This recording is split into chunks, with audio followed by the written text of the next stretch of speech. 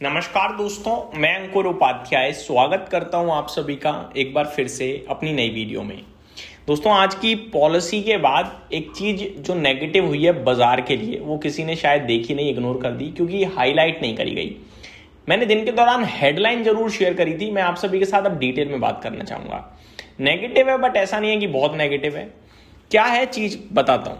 HDFC security का मानना है कि बैंकिंग के जो रूल हैं उससे ट्रेडिंग पे फर्क पड़ेगा और ट्रेडिंग वॉल्यूम करीब 10 से 12% घट सकते हैं। सिंपल भाषा है, ट्रेडिंग वॉल्यूम घटना यानी कि ट्रेडिंग कम होना। अगर ट्रेडिंग कम होगी तो किसे नुकसान होगा? एक्सचेंजेस को। अब NSE का शेयर तो है नहीं बाजार में, तो BSE को नुकसान होगा और कमोडिटीज में MCX है तो उसे भी होगा थोड़ा बहुत, ठीक है, क्योंकि इनका धंधा तो यही है कि जितनी ज्यादा ट्रेडिंग करोगे उतना इनका फायदा होगा। अब अगर मैं आज की पर्टिकुलरली बात करूं तो आप BSE के शेयर में देखिए सबसे ज्यादा टर्नओवर हुआ है और करीब 3.8% गिरकर भी बंद हुआ है। 2632 करोड़ का टर्नओवर हुआ है। लेकिन शायद अभी आपको यह समझ में नहीं आया होगा कि भाई पुराने रूल क्या थे, नए रूल क्या है, फर्क कैसे पड़ेगा। मैं बहुत ही सिंपल सरल भाषा में आप सभी के साथ शेयर करता हूं। सबसे पहले मैं आपको एक एग्जाम्पल दूंगा क्योंकि एग्जाम्पल से डायरेक्टली समझ में आ जाएगा, फिर मैं डिटेल शेयर करूंगा। एग्जाम्पल के रूप में पहले मान के चलो, अगर 100 करोड़ की बैंक गारंटी चाहिए एक प्रॉप ट्रेडर को। देखो 100 करोड़ आप, मैं, HNI तो नहीं करते हैं। 100 करोड़ का ट्रेड वॉल्यूम जनरेट करते हैं जो एक एक बार में कर रहे हैं, वो है प्रोपराइटर ट्रेडर्स, ठीक है, जिन्हें हम प्रॉप ट्रेडर्स भी कहते हैं या प्रॉप डेस्क कहते हैं। ये लोग क्या करते हैं, ऑफिसेज होते हैं इनके, जहां पे इनके पास जो सिस्टम होता है ना, उससे 1 क्लिक से आप 200-500 करोड़ का टर्नओवर मार देते हो, ठीक है। तो ये लोग क्या करते हैं, ये बैंकों के साथ टाई अप करके रखते हैं, मॉर्गन स्टैनली, JP मॉर्गन, इस तरीके की बैंकों के साथ, कि भाई मैं अगर सौदा लूंगा मेरे को आप मार्जिन दे देना बस। जो बैंकों पे पैसा पड़ा होता है वो अपने थोड़े कमीशन के लिए इन्हें सिक्योरिटी दे देते हैं। ऐसा नहीं है ये रिस्क ले रहे हैं आपकी हमारी तरह, ये पोजीशन हेज रखते हैं, खरीद के भी बेच के भी। होता थोड़ा ही फायदा है, थोड़ा ही लॉस है, तो बैंक इन्हें गारंटी दे देती है छोटे कोलेट्रल पे, ठीक है जी। और ये उससे सौदा मारते हैं। और मान के चलो इन्होंने, देखो आपको 100 रुपए पे 1 रुपए बनाने के लिए 1% कमाना है, लेकिन 1000 रुपए से 1 रुपए कमाने के लिए कितना बनाना है?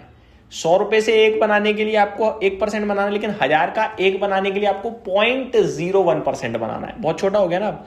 इसी तरीके से ये अमाउंट बहुत बड़ा होता है, बनाना इन्हें छोटा होता है, उस छोटे में से थोड़ा कमीशन देते हैं। तो बैंक का भी काम चल गया, इनका भी। लेकिन अब जो नए रूल हैं वो क्या कहते हैं, सुनिए आप।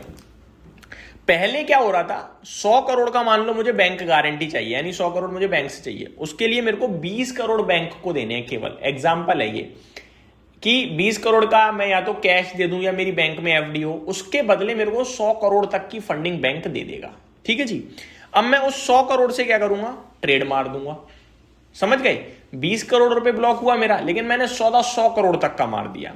अब नए रूल के अकॉर्डिंग क्या है, 100 करोड़ अगर मुझे बैंक गारंटी में चाहिए तो भैया मेरे को 50% कोलेट्रल देना पड़ेगा, यानी 50%, यानी 50 करोड़ रुपए मेरे को बैंक को देना पड़ेगा।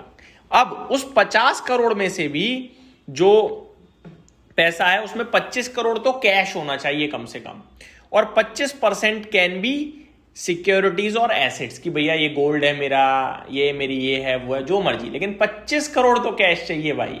तो अब 100 करोड़ की ट्रेडिंग के लिए 50 करोड़ चाहिए, पहले 20 करोड़ में काम बनना था, ये फर्क हो गया है, तो ज्यादा पैसा चाहिए, ठीक है। अब मान के चलो पहले 20 करोड़ था और अब भी 20 करोड़ ही है कैश, तो आप एकदम 20 से 40 कर नहीं पाए होगे ना।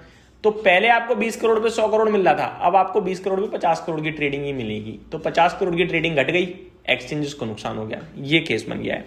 अब समझिए शब्दों में, बैंक फंडिंग में पहले सिस्टम था पार्शली सिक्योर्ड फंडिंग अलाउड, थोड़ी बहुत सिक्योरिटी दो और पूरा अलाउड हो जाता, लेकिन अब 100% सिक्योर्ड फंडिंग हो गई है, mandatory.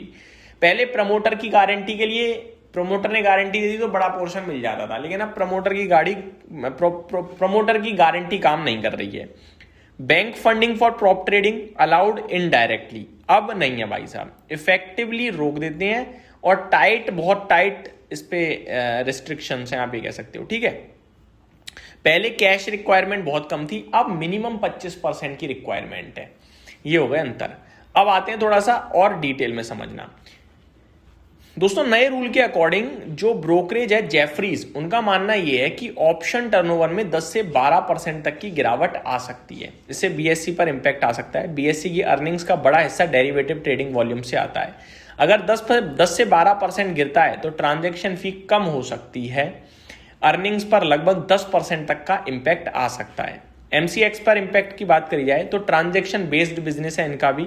Commodity option futures volumes अगर स्लो होते हैं तो रेवेन्यू ग्रोथ पर प्रेशर आ सकता है, लेकिन एमसीएक्स का इंपैक्ट बीएससी के कंपैरिजन में थोड़ा कम हो सकता है क्योंकि बीएससी का recent growth engine FNO volumes था। एमसीएक्स पे दिक्कत है लेकिन उतनी नहीं है, बीएससी पे ज्यादा है। ठीक है, तो ये डिटेल्स थी। उम्मीद करता हूं आपको मैं बहुत ही सिंपल सरल भाषा में शेयर कर पाया हूं और आपको समझ में आई होगी। Thank you so much for watching this video. Have a great day guys.